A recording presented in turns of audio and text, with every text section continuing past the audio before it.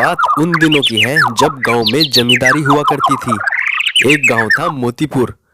उस गांव में सत्यप्रकाश नाम का एक जमींदार रहता था। सत्यप्रकाश अब बूढ़ा हो चला था। उसे एक बेटा था अमित, जो अमेरिका में डॉक्टर था। गांव के सभी लोग जमींदार सत्यप्रकाश की जमीन पर ही खेती करते थे, जिसके बदले में महीने की आखिरी तारीख को सत्यप्रकाश मुंशी श्याम सिंह के साथ गांव के लोगों के पास आता और जमीन के किराए के बदले पैसे या अनाज उनसे ले जाता। एक दिन सत्यप्रकाश गांव वालों से भाड़ा लेने आते हैं। इस बार फसल कुछ अच्छी नहीं हुई है मालिक, बहुत नुकसान हुआ है। इतनी फसल ही हुई है मालिक कि बेचकर घर का खर्चा ही चल पाएगा, लेकिन हम अगले महीने इस महीने का भी भाड़ा दे देंगे मालिक। सत्यप्रकाश उनकी बातें ध्यान से सुन रहा था। उनकी बात सुनकर सत्यप्रकाश बोला, अरे हरिया, कोई बात नहीं बेटा, ये जमीन कहीं मुझे अपने साथ ऊपर थोड़ा ही लेकर जानी है। वैसे भी ये जमीन तुम लोगों की खेती के काम आ रही है, और जब मुनाफा ही नहीं हुआ तो पैसे भला कहाँ से होंगे, इतना मुझे भी पता है। अगर पैसे नहीं है तो कोई बात नहीं। अच्छा, अब मैं चलता हूँ। फिर सत्यप्रकाश और मुंशी वहाँ से चल देते हैं। इतने दयालु हैं हमारे जमींदार साहब, भगवान इनका भला करे। इधर मुंशी को अपने मालिक सत्यप्रकाश की यह दयालुता बिल्कुल अच्छी नहीं लगती।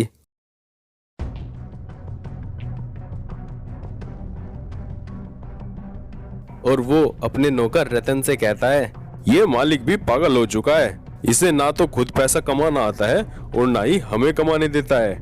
लेकिन अब बहुत हो गया रतन, अब ऐसे चलने वाला नहीं है। अब मुझे कुछ करना होगा। लेकिन आप क्या करेंगे मालिक? आपके हाथ में कुछ है तो है नहीं? हाँ, सही कहा तूने, मेरे हाथ में कुछ है तो नहीं, लेकिन मेरे पास एक आइडिया है। आइडिया? वो क्या होता है मालिक? अरे मंदबुद्धि, आइडिया मतलब मेरे पास एक विचार है। बस तू मेरा साथ दे और अपना मनहूस मुंह कहीं खोल मत देना, फिर दोनों मालामाल हो जाएंगे। मालामाल? मालामाल? अरे मालिक, मैं तो हमेशा ही आपके साथ हूँ, बताइए क्या करना है। फिर मुंशी ने रतन को सारा प्लान समझा दिया और प्लान के मुताबिक अगले दिन मुंशी जमींदार सत्यप्रकाश के पास पहुंचा।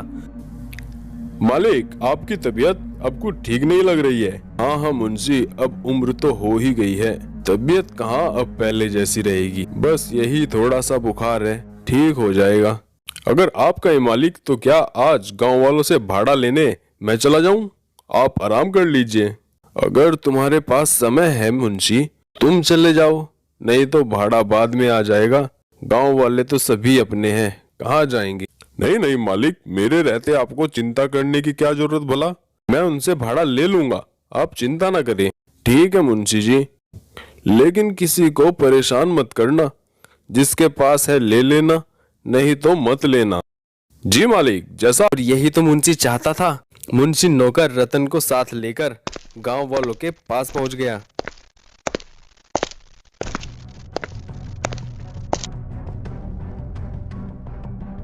क्या बात है मुंशी जी, आज मालिक जमींदार नहीं आए? नहीं, अब से मैं ही भाड़ा लेने आया करूंगा। और हाँ, मालिक ने कहा है इस महीने से भाड़ा 2 गुना होगा। कोई बहाना नहीं चलेगा कि नुकसान हो गया। अगर किसी ने भाड़ा देने में देर की तो उसे का जुर्माना भरना पड़ेगा। लेकिन अचानक ऐसा क्या हो गया मुंशी जी? क्या हमसे कोई गलती हो गई? हमें यकीन नहीं होता हमारे मालिक हमारे साथ ऐसा कर सकते हैं। तुम्हें यकीन नहीं हो रहा है तो रतन से पूछ लो। क्यों रतन, बता इन्हें। सब मालिक ने कहा है, तुम्हें यकीन हो या ना हो उससे हमें क्या। वैसे भी ये अचानक नहीं हुआ है, मालिक तो ये बहुत समय से सोच रहे थे। तुम्हारे नाटक बढ़ते ही जा रहे थे कि मालिक फसल नहीं हुई है, नुकसान हो गया है। तुमने अपने गरीब होने का बहुत फायदा उठा लिया। लेकिन अब ऐसा नहीं होगा, महीने की पहली तारीख को तुम्हें भाड़ा देना होगा, और वो भी दुगना। आज हम तुम सबको यही बताने आए हैं।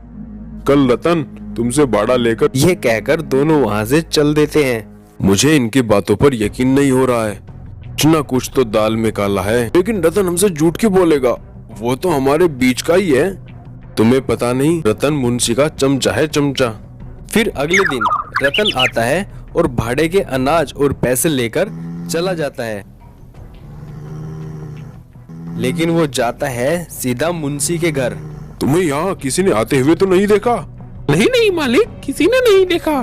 तो ठीक है, मेरा हिस्सा उतार कर मेरे गोदाम में रखवा दो और अपना हिस्सा चुपके से अपने घर पर रख लो, लेकिन ध्यान रहे किसी की नजर न पड़े, नहीं तो दोनों फंस जाएंगे। रतन ने ऐसा ही किया और दोनों जमींदार के पास पहुंचे और उनसे झूठ बोला। आज फिर गांव वालों ने भाड़ा और अनाज देने से मना कर दिया है मालिक। वो हरिया है ना, वो कहता है भारी नुकसान हुआ है। उसका हर बार का यही काम है मालिक, आप ही ने उन्हें सर पे चढ़ा रखा है। अरे कोई बात नहीं, नहीं दिया तो नहीं सही, बस किसान लोग खुश रहने चाहिए। जब उनके पास है ही नहीं तो वो देंगे कहाँ से। उसकी ये बात हरिया किसान सुन लेता है और उसे पता चल जाता है कि मुंशी जो हमसे दुगना भाड़ा ले रहा है वो जमींदार ने नहीं कहा है, बल्कि ये खुद मुंशी और रतन की साजिश। वो सारी बात गांव में जाकर गांव वालों को बताता है।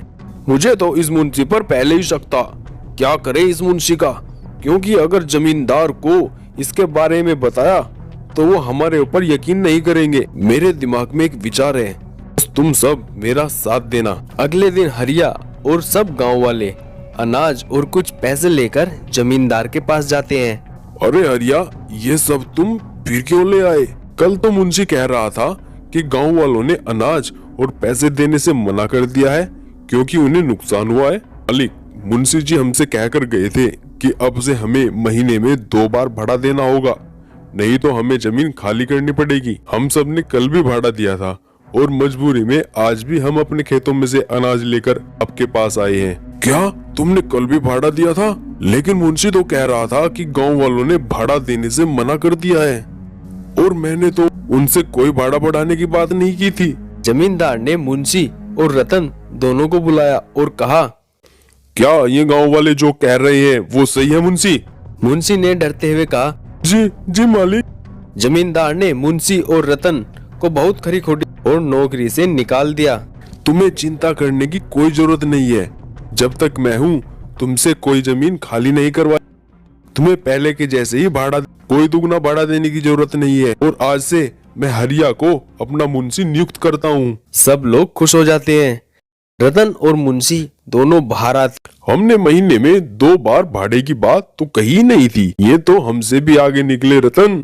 मालिक, आप एक नंबरी, तो गांव वाले